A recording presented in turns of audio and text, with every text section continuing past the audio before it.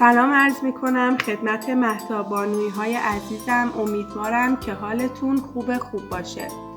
امروز با یه آموزش ساده و سریع در خدمتتون هستم. در این ویدیو میخوام بهتون از آموزش از بین بردن بوی بد گوشت رو بهتون آموزش بدم. این از بین بردن بوی بد گوشت یه تکنیک هایی داره که این تکنیک ها رو حتما باید رعایت کنید تا بوی بد گوشتتون کاملا از بین بره. از این گوشت میتونید داخل سیخ کنید و روی منقل درست کنید. میتونید هم حتی موقع هایی که میخواید گوشت را کاملا بپزید با این روش بوی بدش را از بین ببرید و بعد گوشتتون را بپزید.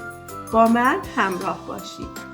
موادی که احتیاج داریم برای از بین بردن بوی بد گوشت شامل 1 عدد پیاز بزرگ هستش، نارنج، لیمو ترش 1 عدد، البته بسته به مقدار گوشتتون باید استفاده کنید. من برای این گوشتم از هر کدوم نصفش را استفاده می کنم. زردچوبه، نمک، فلفل به میزان لازم و این هم گوشتی هستش که میخوام بوی بدش را از بین ببرم. اگر میخواید کباب قلیه درست بکنید حتما گوشتتون راستا باشه. بریم با هم دیگه بوی بد گوشتمون رو از بین ببریم. با من همراه باشید. اولین تکنیکی که باید خدمتتون بگم این هستش که پیازمون را حتما باید به صورت خلالی و خلالهای درشت همینطور که میبینید خورد بکنید تا بوی بد گوشتمون را کاملا از بین ببره. بریم با هم دیگه گوشتمون را مزه دار بکنیم.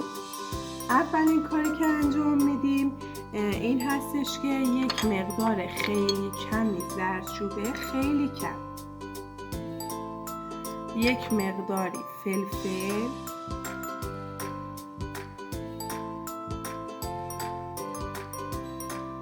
بهش اضافه میکنیم.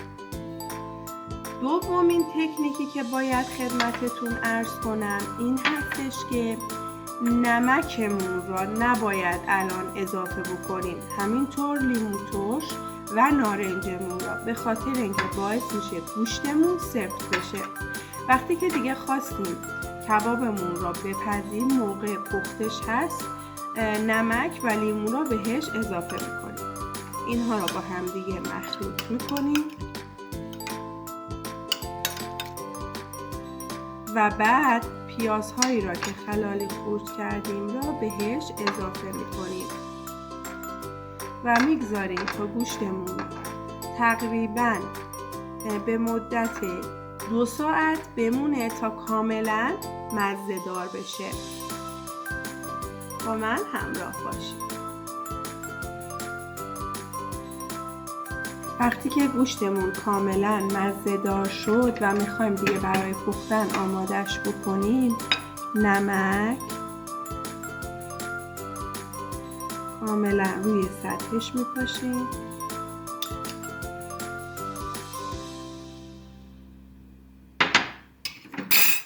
و لیمو ترش و نارنجی را هم که گفتم در آخر اضافه میکنیم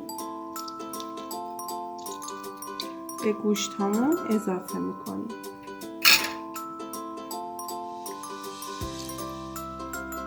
و کاملا مخلوط میکنیم.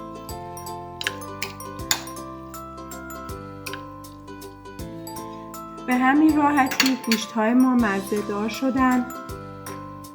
با این روش دیگه کلا از بوی بد گوشت راحت میشید. این خیلی فوق العاده خوشمزه است. امیدوارم که این گوشت رو در کنار عزیزانتون درست بکنید و لذت ببرید. کانال من را به دوستان خودتون معرفی کنید. لایک و سابسکرایب هم یادتون نره. دوستتون دارم. تا آموزش بعدی، خدا نگهدار.